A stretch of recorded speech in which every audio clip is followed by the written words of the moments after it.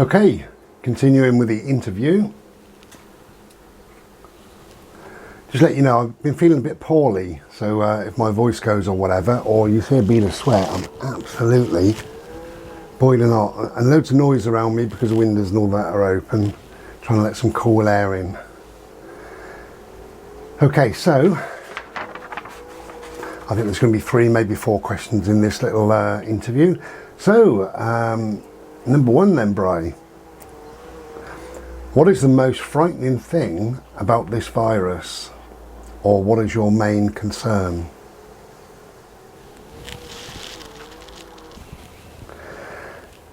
Hello. There we go. Okay, so what is the most frightening thing about this virus?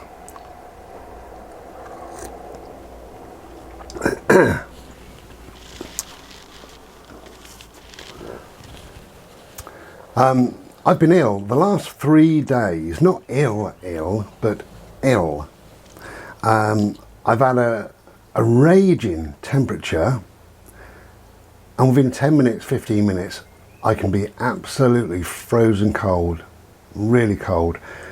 3 nights ago, I went to bed and I put the electric blanket on, and I slept in a pair of jogging bottoms and a hoodie. I was absolutely bitterly cold for a number of hours that went on for. Left me with a bit of a funny voice. I don't know if you can tell, because my voice is always funny, I know, but yeah, left me a bit knocked out. On that next day, I woke up soaked in sweat, had to wash all the bedding and go and have a shower and all the rest of it, and just felt poorly all day. Mostly slept all day, but I did cook an evening meal. First bite of it just made me feel sick. Absolutely awful. And I stirred it around and tried a little bit more, and I put it in the bin. So I didn't eat a single morsel all that day. The following day, I was going through this odd stage, this is yesterday, really hot, and then 10 minutes later, really cold, and just sort of doing that throughout the day, but at times also feeling quite fine. But I did feel hungry because I hadn't eaten. So I cooked 2 roast dinners yesterday. I've got 1 to warm up later, and I had another shower because I kept sweating so much, and had my dinner. Every single morsel, God did I enjoy it.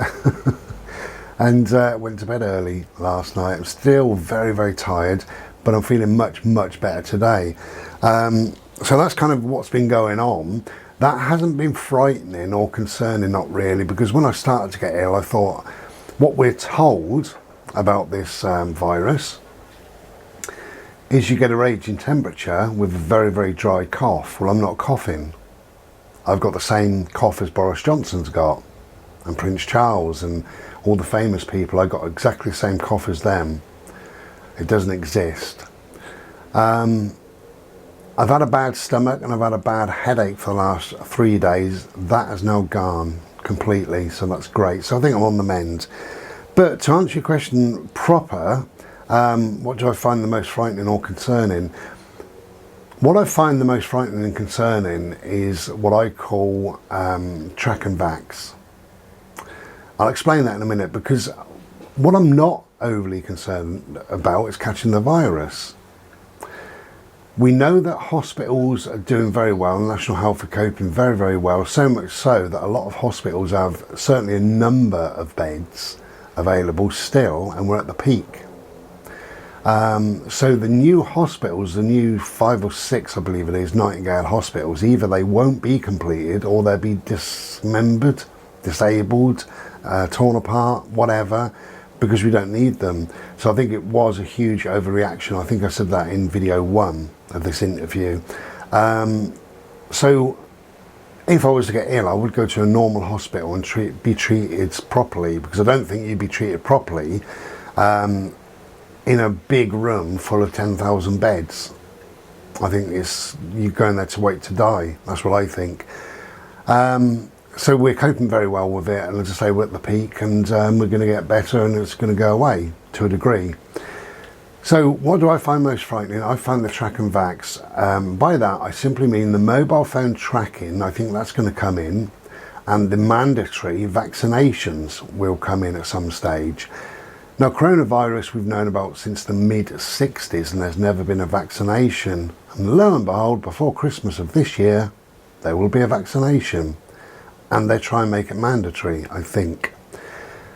They will introduce an app. This is just me thinking, but I think they will introduce an app. And they'll say it's a really good app. You can find out who closest to you in your street or town has coronavirus. Download this wonderful, marvellous free app. Well, of course, that will just track you, just be a tracking system. And I think they're starting to push that just a little bit, really, by saying more and more people are being tested, you know. So if they say, get this app, then that means you're going to be tested. And lots of people want to be tested. I've no idea why, but they want to be tested. Yeah, mandatory vaccinations. My body, my rules. I tell you what goes into my body, not the government. And I would be the last one to have it. However, saying that, just supposing you had, it was law, you had to carry your mobile phone with you in order to get your shopping. To enter a shop, maybe you'd have to flash your mobile phone. It would say this person is not vaccinated, do not let them shop. Maybe. Maybe you couldn't work or travel on transport, public transport, or get benefits, or pay council tax, or have a doctor if you're not vaccinated. And your mobile phone at all times will be tracking you, where you go, what you get up to, whether you come into contact with anybody who's likely also to be unvaccinated. So who knows where it's going to go. It's a long-winded answer there, but that's my fear. It's not the virus, it's what the government are going to put in place. The other side of that, I suppose, mild concern, I believe lots and lots of people are going to lose their job. The unemployment rate in this country is going to treble, quadruple, maybe even more. And what then? What happens then? That's one of my sort of concerns. Cheers. Thank you very much. And the second question is on a slightly different tact, but could you name just one thing that you have purchased since moving into bricks? You seem very happy and you've called it home. Finally, you're at home. So we know about the area, we know what you like in the bungalow and stuff like that, but could you name just one thing that you have actually purchased that is really important to you? Just that one thing since moving into bricks. Well, one thing, eh? I've bought a lot, I'll be honest with you. I have bought a lot because I see this as my forever home. So I've got my crystals out and I've bought new crystals. I've got my books out.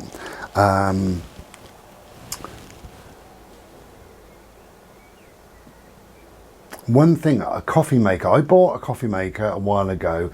Don't use it very often, but when I do, I absolutely love my Slurpee. This isn't one, by the way, and this is one with a bloody powdered milk.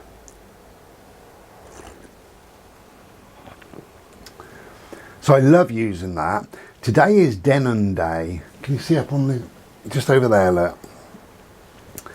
That's where my stereo was. Now I've got this little tiny, tiny box. My God, it goes loud. I played Urban Hymns by the Verve. I thought that would be the first one to go in. Only because I just picked it up. That was all it was. It could have been anything. And it was fantastic. Really good. The clarity is wonderful. And just the tone, the richness of the tone. You can hear so much more. I'm so pleased that I've bought it. I only got it today and I've only played, actually I played two albums. I played one by Leonard Cohen, just to sort of chill out, but I played the Verve, Urban Hymns, and it was like it was so fresh. There was, there's some echo on some of the vocals that I've never heard before. Some of the sort of hi-hats on the drums, you know, more amplified.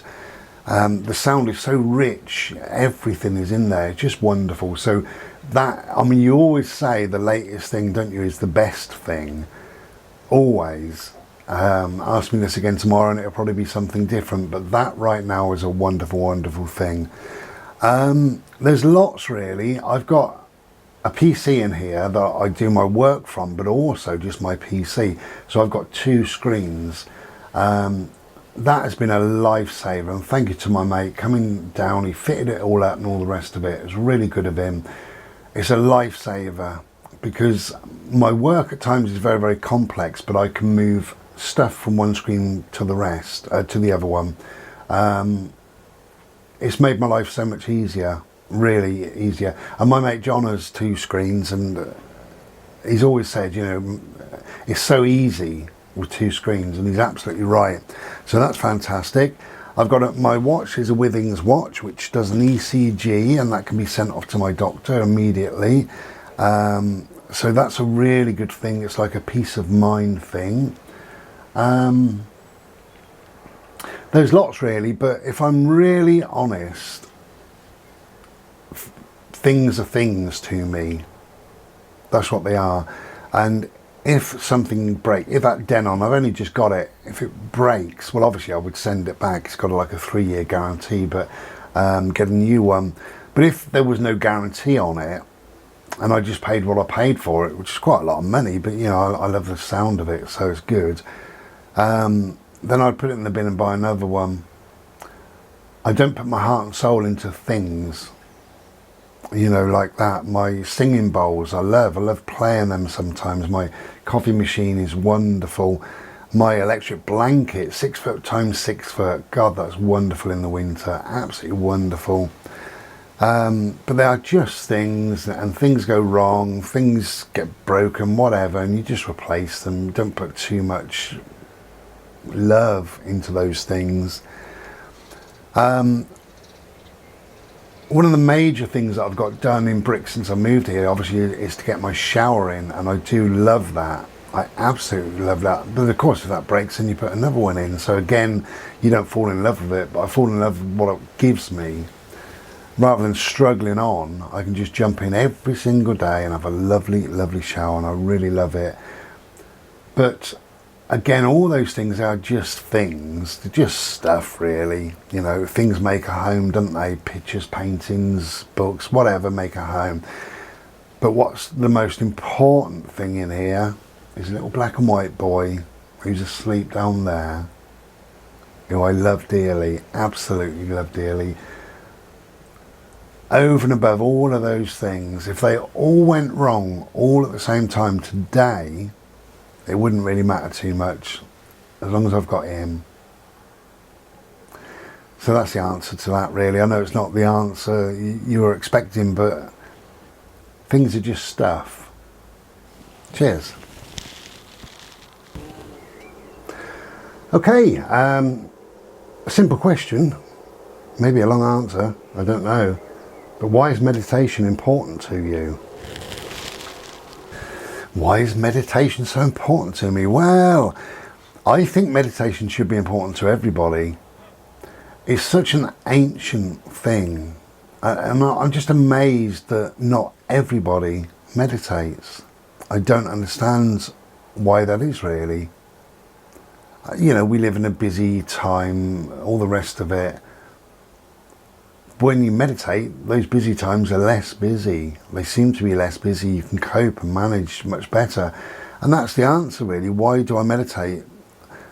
I meditate simply because it keeps me at a level. I'm calm, I'm settled, and I'm peaceful most of the time. And if I've got an interview or some sort of meeting to attend, or something that would normally wind me up a little bit or upset me or cause some concern or worry in my mind, by meditating I just remain at that level. I go for the interview or whatever it may be in a calm state. I do the interview in a calm state and I leave in a calm state. That's that. And that is why I meditate. I'm a great believer that the mind leads the body and the body follows the mind. So I think the body remains semi-healthy if your mind is clear, if it's settled, and if it's calm. If you've got a calm mind, then your body's calm. Biggest cause of death in the UK is heart problems. A lot of heart problems are caused by stress. Meditation gets rid of, to a degree, gets rid of stress. That's why everybody should meditate, everybody. They are teaching it in schools, which is good. Not all schools, but some schools. They're giving them sort of 20 minutes a day. And I've been looking at the reports on that for the last 4 years, 5 years. And the feedback is absolutely phenomenal. Phenomenal, you know, and they're not really pushing it, and I wish they would. But kids are more settled, they're calmer, there's less fights and problems and troubles. They found that children can sit and concentrate and take it all in. That's what they're there for. So yeah, meditation is just a wonderful thing. If you don't want to do it, don't do it. But you're missing out. You're missing out big time.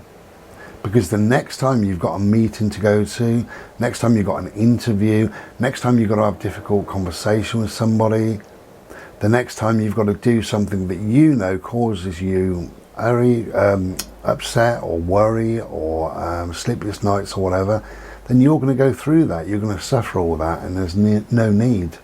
There is no need. You will always feel, if you've got to attend something, a little bit jittery, and that's fine. When you get a little bit stressed and your nerves are starting to jangle a little bit, that's great. It just puts you on that upper level. You're just ready for those questions or whatever. But if you go in there and you're going to fall to bits and you're worrying and panicking, maybe you didn't sleep the night before, then it's because you're not meditating. It's there and it's free. I've got some meditation sessions on this channel, and I'm going to do some more at some other stage. So this lockdown is now the time to learn. That's why I think I did 5, didn't I? Yes, I did. I did 5 in a row. I think I've done one since then. But I did 5 because the first week of the lockdown, I knew people would be struggling with it and stuff like that. And I thought if they could just have something to do in the evening for 20 minutes other than worry about this state of the country, you know, other than worry about illness, other than worry about their partner, their loved ones, things like that, I just thought it'd be a nice thing. And it's turned out to be a very good thing, because I've got a number of messages, really, certainly several messages, but there's about 5 or 6 people that I'm now communicating with that I didn't before, that have said, I've never meditated before and I'm feeling great, but can I ask you this and can I ask you that? And I always answer it the same. There are no rights and wrongs in meditation. Don't believe the hype. Do it your way. If it's laid down, lay down. If it's sat down, sit down. It doesn't really matter which hand you put in the other, whether your feet are on the floor. I mean, it's best if they are, but if not, whatever. Do it your way. Find what works for you. But meditate. Do meditate. Have some time off. Have this pause from what was and what will be. This moment in time, this sliver of time, you've got that time. Factor it into your life. I don't meditate 7 days a week, but I would recommend that you do. That's probably the best way of remaining calm. I feel calm most of the time. When I start to not feel calm and I start to feel a bit jittery, that's when I meditate. Or sometimes I just fancy a meditation session, so I meditate for a while. But yeah, if you're not meditating, then you're missing out. I really do believe that. So give it a whirl. It doesn't have to be mine either, you know. There's loads of stuff on YouTube. You can find whatever you find. If not, just sit in silence. Just sit, close your eyes, and just concentrate on your breathing. Just feel how it breathes in, how it goes out, how it comes in, how it goes out, and just that all the time. Just relax, 10, 20, 30 minutes, don't even give it a time, see how you get on. But meditation is one of the most important things on this planet. If you want to remain semi-healthy within your body, if you want to remain calm and peaceful and centered in your mind, and if you want the ability to get through interviews, meetings, anything that would normally upset you and cause you stress, if you want the ability to get through that and come out the other side and say, well, that was easy, you need to meditate. It's a good thing. Cheers. Okay, I have to agree that meditation is a wonderful thing. So thank you, Bri. You've taught me, Bri, actually. Okay, so the last one, you'll be glad to know. How do you see the new normal? That's what everybody's calling it. How do you see the new normal once all this is over? The new normal. Yes, they are. Everybody's calling it the new normal. Hello, Bode. I'll be with you in a minute. I'll take you out in a minute again. Okay. Let me just check. That's on. That's good. Right, I'm rolling the fag and having a Slurpee. So how do I see the new normal? Probably the same as everybody else, really. I think it's fairly obvious. Money will go. At the moment, shops are saying, please pay by money. Please pay by contactless rather than money, if at all possible. I think the if at all possible will go. So there won't be such thing as money as we know it, paper money.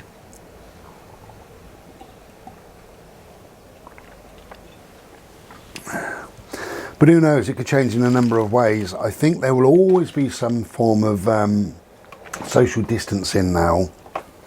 I don't think people will shake hands anymore. I see that as a thing, a bygone thing. And I think for me, hello.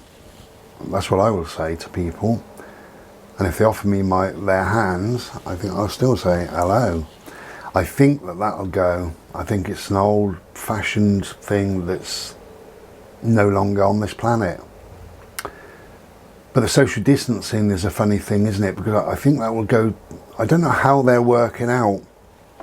It could be, as I said in part one, or interview part one, about your desk could be 6 foot or 10 foot away from the next desk, whereas maybe it used to join at work, you know, so maybe that would be a change.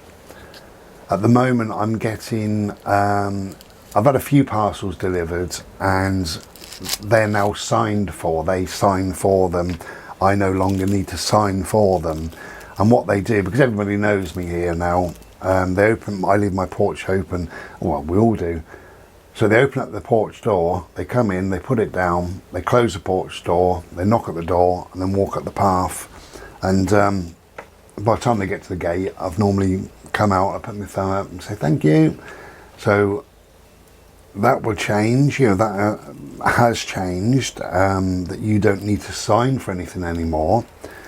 I noticed in my pharmacy, they sign for your prescription, not yourself anymore, so that you don't use pens and what have you. And it's all about becoming a germaphobe, you know, not using money, not using the keypad.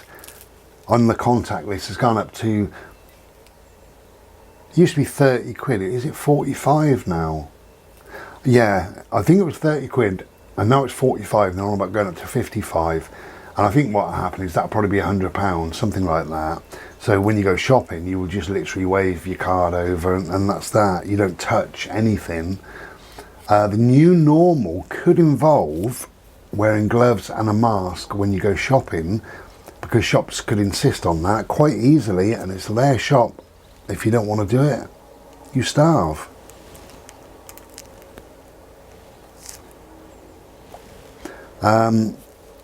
The new normal could be as it is already. If you go shopping, you can only buy 3 of any one product. You want 4 tins of beans, you can't have them, you've got to have 3. That's in place now. Who knows? I think also, and I don't care about this, I don't mind about this, I think in the long term shops will close, like Tesco's. I don't think people will go to Tesco's. I think it'll all be done online, and you'll have deliveries. Hello, my love. Hello. What are you doing, darling? You wanting a cuddle? Eh? Get down then, please. I'll take you out in a minute, okay? You're desperate to go out. Yeah, I think that'll change.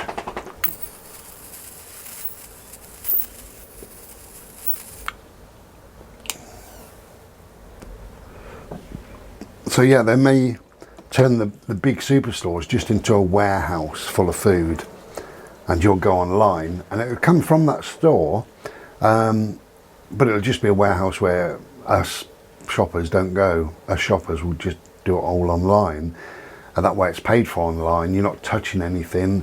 It could come in whatever, cardboard boxes or something, and it could just be dumped near to your gate.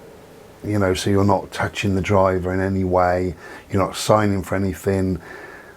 I think that could possibly come in. How else could it change? Well, it could change in lots of ways.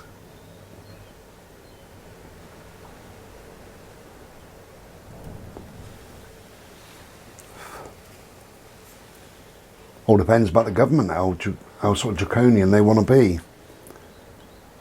At the moment, they're stopping people swimming in the sea, which for me, I find is absolutely ridiculous. If it's one person who's swimming in the sea, they're not allowed. You know, 2 people wandering along the beach. 2 people who live together, a married couple, can't wander down the beach. Things like that. There's no need for any of that. It's just fear mongering. That's all it is, and it's nonsense. But that's government for you. You know, but you ramp up the fear enough, and then going back to my answer earlier, you know, if eventually we've got a tracking thing or a mandatory vaccination, then you will be allowed to swim in the sea, or you will be allowed to walk up that beach, or you will be allowed to go shopping if the shops remain as they currently are. I don't think they will, but if they do, but I think in the long term we won't go shopping. I think it'll all be done on doors, and I think the overriding thing, the new normal, will be seclusion to a greater degree. You know, isolation will become the norm. And I think people will leave their homes. Yeah, they'll leave it for exercise, and that'll be opened, I would imagine, that you can exercise as much as you want. But you'll only really leave home to go to work, to go shopping, go and see a family member or a friend for a few hours, and then you'll be back at home. And again, if there's a tracking app or whatever on the phone, it will tell them how long you've been at home. And they could even give you hours, couldn't they? You must spend 10 hours at home in any one day. You know, 8 hours sleeping and 2 hours you must spend at home. For no reason apart from power, and that's what all the governments want, don't they, really, ultimately? This sort of new world order, you know, this sort of draconian, I'm better than you, I've got more power than you. So there could be lots of changes, but who knows? Who knows what they've got in mind? We have to wait and see on that one. I would just say resist it to as much as your ability. Resist it. You were born free. Remain free. Okay, so that rounds up the interviews, I think. Something different to do. And we'll be back in a day or two, I expect. Take care then. Be well. Ta-da. Cheers.